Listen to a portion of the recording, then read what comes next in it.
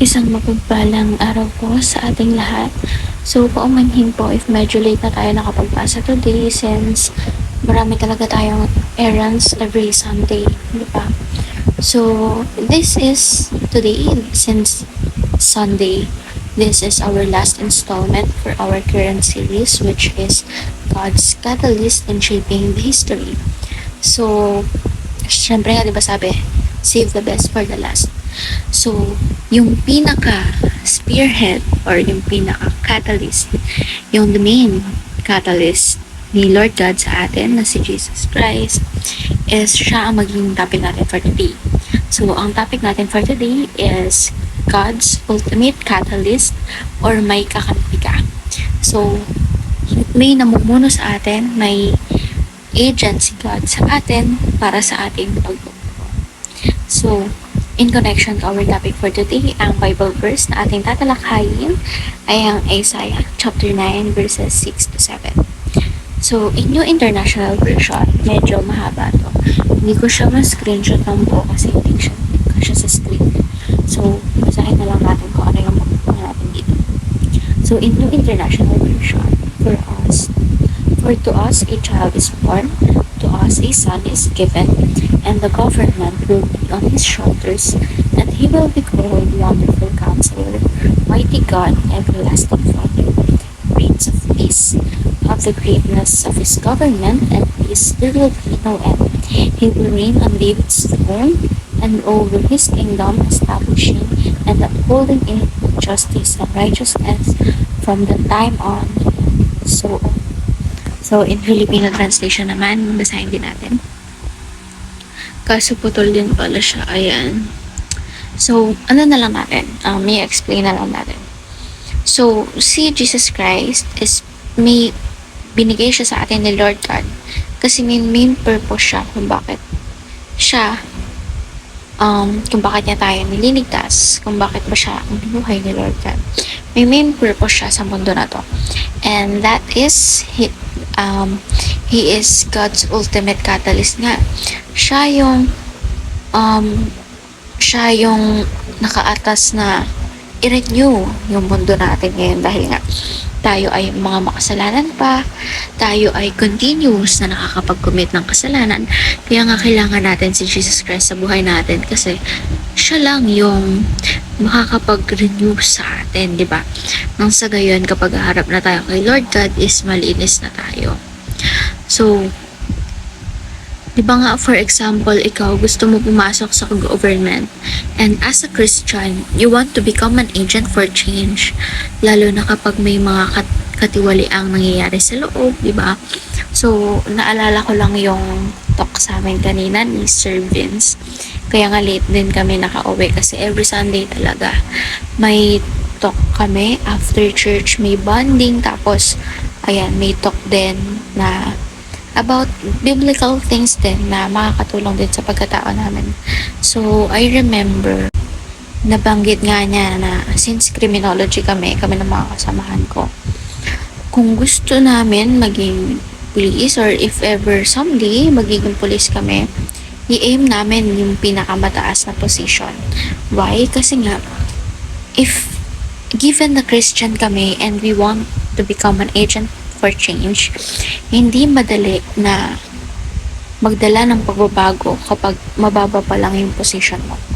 So, in reality na to, diba, sa katotohanan. And nag-agree ako sa sinasabi ni Sir kasi lalo na sa mga pulis, lalo na sa mga trabaho na may ranking. So, paano ka magdudulot ng pagbabago or paano ka susundin ng mga subordinates mo? Paano ka makakapag-influence ng ibang tao kung newbie ka pa lang, kung mababa pa lang ang ranggo mo, diba? So, parang para sa iba kasi, parang insulto siya kapag may isang mababang position na nagtuturo sa'yo, parang ganyan, nag-i-influence sa'yo, or meron namang iba na tinitignan ka as someone na parang tinitignan nila yung mindset mo or yung tinuturo mo, yung influence mo as unsolicited since hindi pa nga nila nakikita kung anong klase ka magtrabaho or since mababa nga yung ranking or position niya.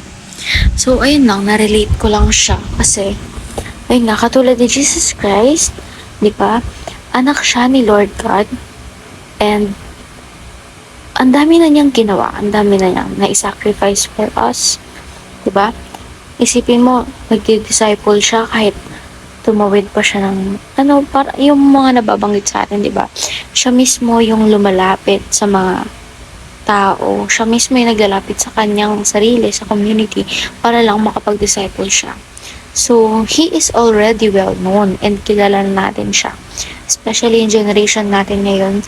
Kaya nga, he has become God's ultimate catalyst for change. Kasi nga, kilala na natin siya, tayo, and alam ni Lord God na susunod tayo kay Jesus Christ since si Jesus Christ nga is nag-iisang anak niya.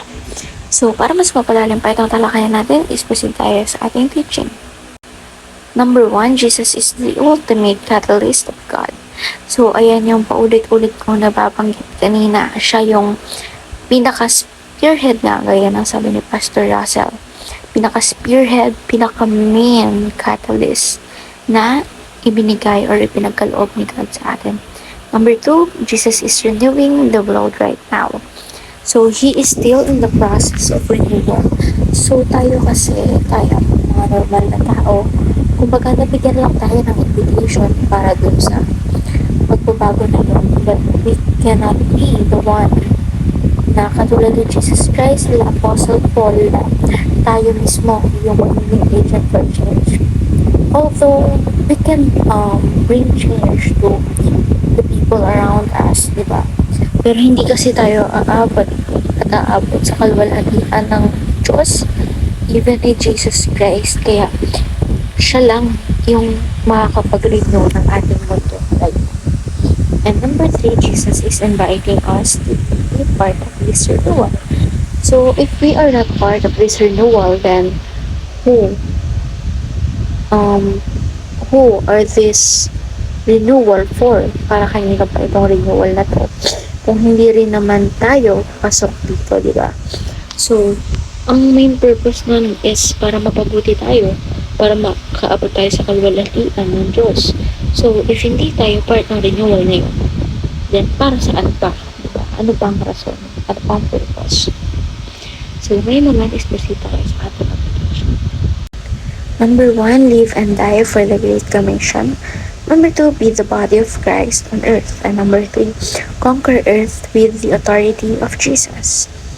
So, for our discussion part naman, by now, after watching this devotion, we should be able to identify how serious are we and how serious